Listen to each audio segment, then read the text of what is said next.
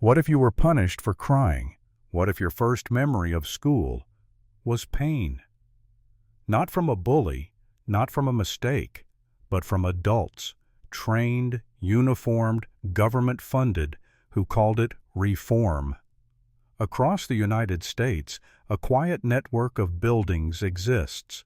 Some call them therapeutic boarding schools, others call them troubled teen academies. The paperwork calls them residential treatment centers. But the children who survived them, they call them prisons. This is the story of 5 children from 5 different states with 5 different lives, all sent to one reform school, and none of them left the same. Jacob was 12 when he arrived at Morning Ridge Academy. He wasn't violent. He wasn't addicted. He just refused to go to school. His mother thought he was lazy. His teachers thought he was manipulative. A counselor told her, he needs structure, he needs rules, he needs consequence. So she signed the paper. At 3 a.m. on a rainy Tuesday, 2 men entered Jacob's room. One held handcuffs. The other said, "It's okay. You're not in trouble. Just coming with us." That was the last night Jacob ever slept in his own bed. Morning Ridge was nestled in the woods, far from the nearest town. No phones, no visits for 30 days, no mirrors. Their motto, rebuilding accountability through isolation. On the first day, Jacob cried when a staff member shoved his shoulder. That night, he was placed in the reflection room, a 6x8 concrete box, no windows, one hole in the ground. He stayed there for 3 days, no books, no speaking, no touch. When he emerged, he was quiet, more obedient, more on program, as they called it. But something in Jacob broke. He began to whisper to himself, stare at walls, trace the lines in the cinder block with his fingernail for hours. By month 3, he'd stopped talking altogether. When a visiting social worker asked him a question, Jacob wrote on a napkin, "If I say something wrong, I go back in the box." He was 13. Lexi had anxiety, that's all. No criminal record, no drugs, just fear of being outside. Her parents called it irrational. Her psychiatrist said she had panic disorder.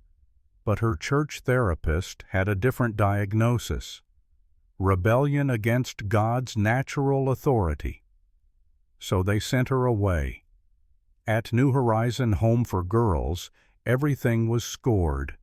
You got points for making eye contact, points for smiling, points for sitting up straight. Lose enough points. You went to level 0. That meant no talking, no writing, no food unless earned. Lexi didn't smile enough, so they made her carry a laminated chart with smiley face stickers. If she didn't earn 3 per day, she lost dinner.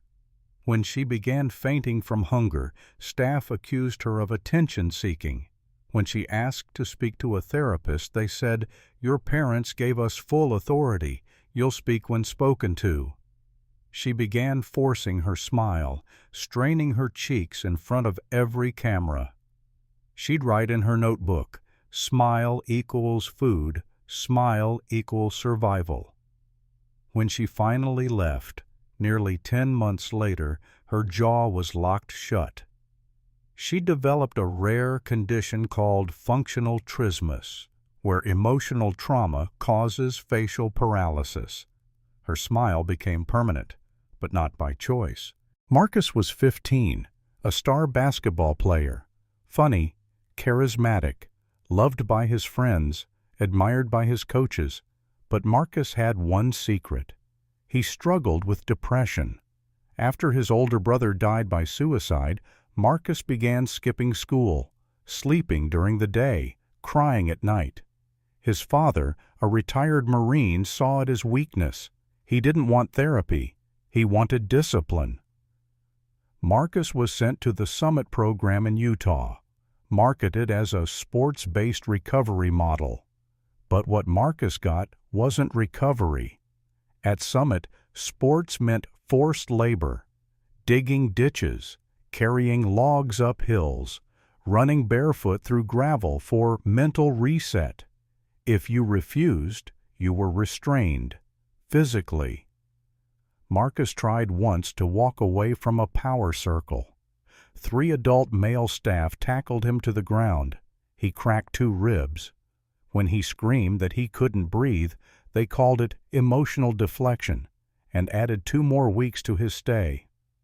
Marcus began writing letters to his mom, but they were never sent. Staff called them unsupervised communication.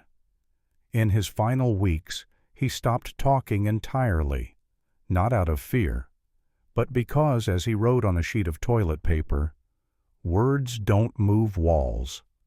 What do all these schools have in common? They're legal, they're licensed, and they're making money. The troubled teen industry in the U.S. is a $1.2 billion enterprise. Many of the programs advertise under terms like therapeutic retreat, behavioral wilderness experience, faith-based growth center. But what they don't say is there is no national standard of care, no consistent inspection system, no federal oversight. If a child dies, the facility files an incident report. If a child is raped, the facility calls it misconduct between peers. If a child begs to call home, they're labeled manipulative. And parents, they're told this is part of the process. But what kind of process breaks children to build them? Nina was 14 when she told her mother she liked girls. By morning, her suitcases were packed.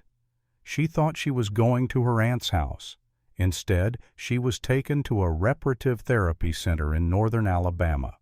It was run by a private Christian foundation, not affiliated with any state agency, but still licensed as a residential youth facility. At the refuge, as it was called, Nina was told that her identity was a sin, that Satan had inhabited her with confusion.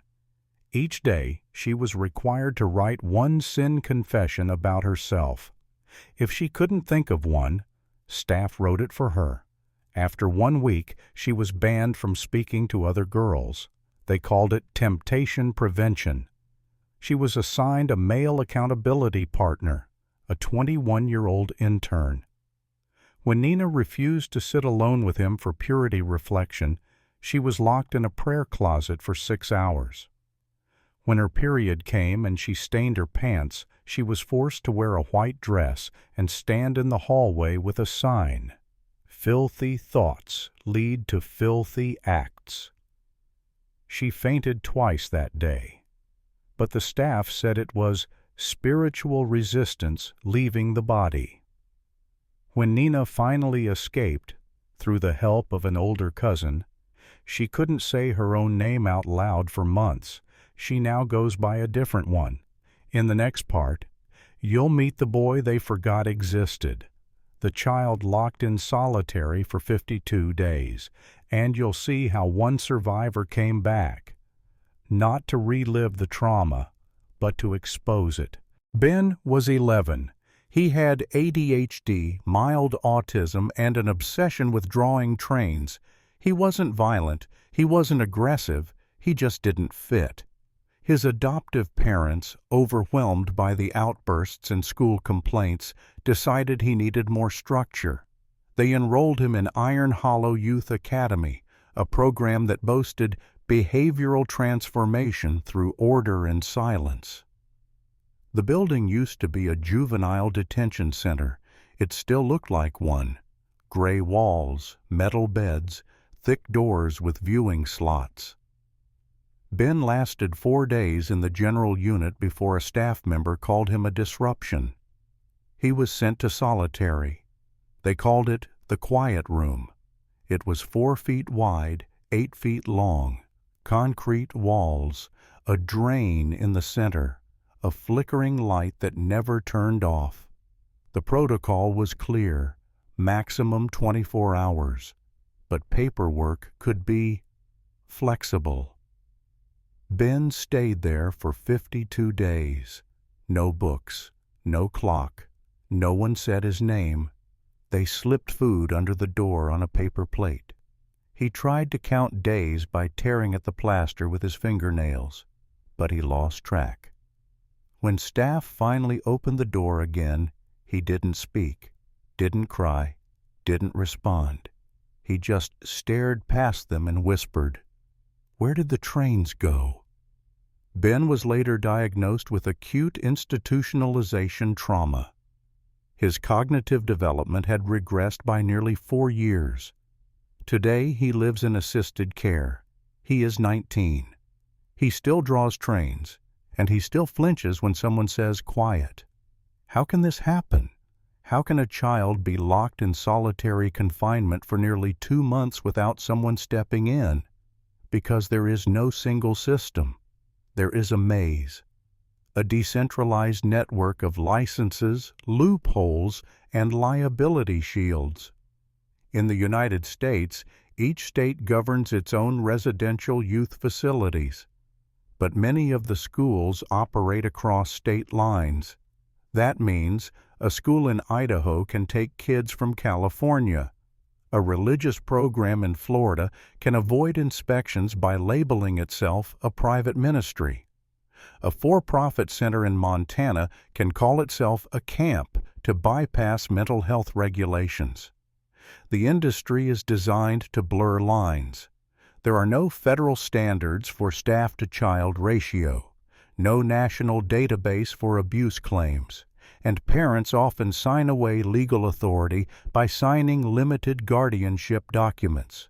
In the fine print, they give the school power to restrict communication, control medication, approve or deny visitors, confiscate mail, use isolation as discipline.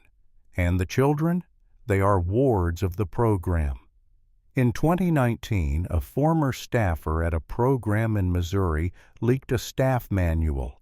It detailed how to use restraint holds for up to 15 minutes, redirect trauma reactions by applying floor pressure, deny bathroom access as a behavioral tool, create incident logs that excluded emotional outbursts. The manual stated, document what you can prove, silence what you can't. Another whistleblower, an ex-teacher, described the staff culture like this: if you didn't use force, you were seen as weak. If you showed empathy, you were manipulated. She lasted 3 months. Alina was sent to a reform school in Arizona at age 15. She was a ward of the state. No family, no one to advocate for her. She endured 14 months of programming, silence meals, cold showers, humiliation circles, forced confessions, public shaming for menstruation. But she survived, barely. And when she aged out of the system at 18, she did something no one expected. She went back, not to stay, to investigate. Alina became a licensed social worker, then an undercover advocate. She volunteered at 5 facilities in 3 years. What she found: medication logs altered to match behavior, staff with criminal records working under aliases, kids as young as 9 labeled high-risk manipulators. She wrote a report, 400 pages, with testimony from 36 former residents. She presented it to her state legislature. They thanked her, then shelved the report. Too broad to act on, they said. Needs more data. Alina now works in trauma recovery. She still carries a scar on her left wrist from the time they made her scrub floors for 19 hours. She calls it her reminder to remember. The troubled teen industry is largely unregulated. Many of the programs are protected by religious exemptions, private business status, parental consent waivers, non-disclosure agreements. Some are run by people with no psychological training. Others are backed by megachurches or private equity firms. In 2021 alone, over 120,000 minors were enrolled in youth reform programs nationwide. Only 6% of states require monthly inspections, and in many cases, complaints are handled internally by the same people who run the school. When a child is abused in one of these programs, what happens? Sometimes nothing. Sometimes a low fine, a brief investigation, a facility renamed, repainted, reopened. And the children? They carry it forever. Some never speak of it again. Some become advocates. Some disappear. One boy from Nevada, last seen in a reform wilderness camp in 2020, was reported missing 8 days after he vanished. The program never told his mother. They said, "We assumed he would come back." He didn't. In the final part of this story, we'll explore how reform schools evolved from 19th century punishment models. We'll expose the connection between faith-based boot camps and billion-dollar lobbying. And we'll ask, can a system built to break ever be used to heal? To understand how we got here, you have to go back, not decades, but centuries. The first American reform schools weren't created to help children. They were built to contain them. In the 1800s, cities like Boston and Philadelphia constructed houses of refuge, buildings meant to mold the poor into obedience. Most of the children locked inside weren't criminals. They were orphans, street kids, immigrants. Their crime? Being unsupervised. Reform meant standing for hours in silence, beatings for bedwetting, forced labor, whipping posts in the yard. By the 1950s, these institutions were rebranded as training schools, still brutal, but now framed as correctional. Disobedience became conduct disorder. Sadness became defiance, and the solution was punishment.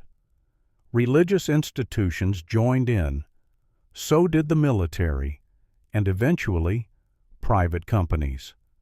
By the 1980s, a new name emerged: behavior modification programs. They spread fast, quietly, without regulation, because no one wants to admit their child needs help, and no one wants to talk about what happens when help becomes harm. Follow the money. A single child in a reform boarding program can bring in $7,000 to $12,000 per month. Multiply that by 50 kids, then 12 months, then hundreds of facilities nationwide, and you get a multi-billion-dollar industry. Many of these programs are owned by private equity groups, protected by religious freedom laws, hidden under vague names like Wilderness Academy or Growth Ranch. They invest in glossy websites, testimonials, beautiful drone footage, but they don't show the restraint rooms, the shame punishments, the intake trauma, the guards with no background checks. One group, the Family Foundation Network, owns over 40 programs across 9 states. They've spent more than $25 million lobbying state legislators to block reform bills. Their pitch? We're saving lives. Don't punish success. Government overreach hurts families. And it works. In the last 10 years, 17 state-level bills to regulate youth facilities have been shelved or voted down after lobbying from reform school organizations. Meanwhile, children still disappear into the system. Where do they go? The survivors. Some speak, some run, some rebuild, but many don't make it. A 2022 study found that former residents of youth correctional facilities are 3 times more likely to experience PTSD, 5 times more likely to attempt suicide, 7 times more likely to become homeless before age 30. That's not discipline. That's damage. Jacob, the boy who stopped speaking, now communicates only through drawing. His mother hasn't heard his voice in 4 years. Lexi, with the forced smile, developed an eating disorder so severe she was hospitalized for malnutrition at 17. Marcus, the athlete they broke, never returned to basketball. He now works night shifts in a warehouse, flinching every time someone yells. Ben, the boy in solitary, hasn't gone more than 48 hours without a panic attack since his release. Nina moved to another country. She changed her name. She told no one about her past until 5 years later, when she finally said out loud, what they called healing was just hate in disguise. Reform schools don't carry the same scars as prisons. There are no mugshots, no court records, no sentencing sheets, only files marked confidential, and children who learned very young that pain doesn't make headlines. Most of these places exist in legal gray zones, privately run, publicly funded, religiously shielded. They market themselves as healing spaces, but their real export isn't growth. It's silence. The truth? It already is changing, but not from the top, from inside. Former residents are building survivor networks, writing books, launching lawsuits, testifying in state hearings. In 2021, Paris Hilton, herself a survivor of a reform program, spoke to Congress. She said, "They broke me, and they can break others." Her testimony helped pass new legislation in Utah, one of the first major state reforms in 20 years. It's a start, but the system doesn't dismantle itself. It hides, it rebrands, it waits, until someone drags it into the light. We tell ourselves that some children need tough love, that some kids are too far gone, that consequences make character. But ask yourself, when was the last time you saw healing come from humiliation, growth come from fear, love come from forced isolation? These aren't reform schools, they're rebranding machines, turning trauma into money and vulnerability into product. Not every child who enters these places is destroyed, but every one of them is changed, and not every adult who worked there was cruel, but every one of them was complicit. This is not just a story of broken kids, it's a story of a country. Still unsure if punishment is more profitable than compassion. We don't tell these stories to shock you. We tell them to remember those who never got to speak, because if the world forgets them, the silence continues. And silence is what they counted on.